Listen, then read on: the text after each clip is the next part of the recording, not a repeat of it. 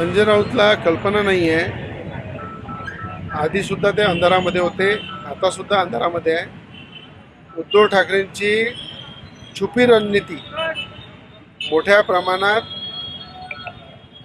Devendra फडणवीसांसोबत dialogue करून सुरू आहे.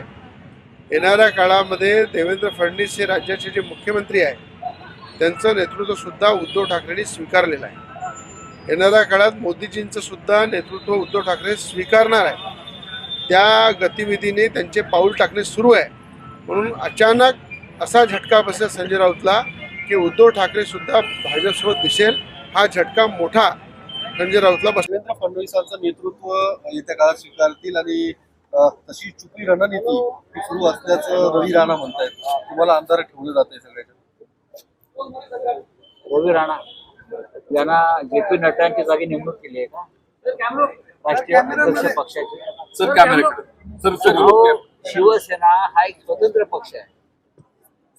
शिवसेनेला एक परंपरा आहे. शिवसेनेला एक मोठी परंपरा आहे हिंदुहृदय सम्राट बाळासाहेब ठाकरेंपासून. आणि जेव्हा हा पक्ष स्थापन झाला तेव्हा जी व्यक्तीने तुम्ही नाव घेतलं ते जन्मही झाला नव्हता.